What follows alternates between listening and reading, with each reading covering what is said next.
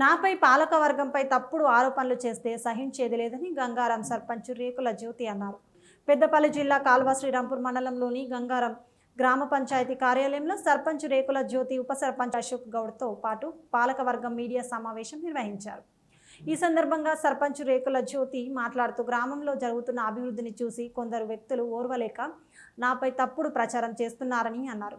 గ్రామ పంచాయతీ గ్రామ సభ సంబంధించి సోషల్ మీడియాలో అందరికీ తెలియజేశామని నరేష్ అనే వ్యక్తి కావల్చుకొని గ్రామ పంచాయతీ కార్యాలయానికి వచ్చి మహిళా సర్పంచ్ని కించపరిచేగా విధంగా మాట్లాడారని వారు ఆరోపించారు. సర్పంచ్గా ఎన్నికైన నుంచి ఎప్పుడూ రహస్య గ్రామ సభలు నిర్వహించలేదని అన్నారు. గ్రామంలో మట్టి పర్మిషన్ జిల్లా కలెక్టరే ఇచ్చారని, మట్టికి గ్రామ పంచాయతీకి ఎలాంటి సంబంధం లేదని అన్నారు. గ్రామంలో చెట్లు నరికివేత టెండర్ వేశామని, దాని ద్వారా గ్రామ పంచాయతీకి ఆదాయం వచ్చిందని అన్నారు. తప్పుడు ఆరోపణలు నిరూపిస్తే దేనికైనా సిద్ధమని అన్నారు.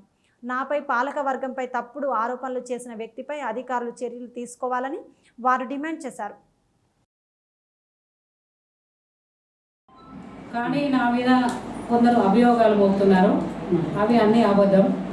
ఒకటి ఏంటంటే, ఫస్ట్ వచ్చేసి గుడ్ల నరేష్ అనే అతను మొన్న ఆఫీస్కి వచ్చారు.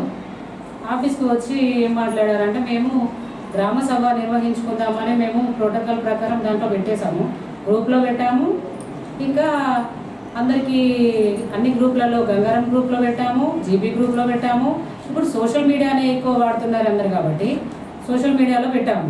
వర్ష ప్రభావం ఎక్కువ ఉండడం వల్ల అది వాయిదా వేసుకుందామని సారు సెక్రటరీ గారు వచ్చిన తర్వాత మాట్లాడి అది పోస్ట్ పోన్ చేసుకుందాం రేపటికని మేము అనుకున్నాం. ఇంత నిర్లక్ష్యం పనికిరాదు అని ఇట్లాంటివి, ఇంత నిర్లక్ష్యం పనికిరాదు అని ఇట్లా ఫేస్ చూసుకుంటూ నన్ను అంటున్నాడు. నేను ఒక మహిళా సర్పంచ్ననే కాకుండా తను అలా వేలెత్తి చూపిస్తూ ఇలా మాట్లాడితే నాకు ఏ విధంగా ఉంటుంది అంటే, నాకు ఎటువంటి అధికారం లేదా? నేను గ్రామ అధికారిగా సర్పంచ్గా నేను ఆ రూమ్లో పోవడానికి అధికారం లేదా?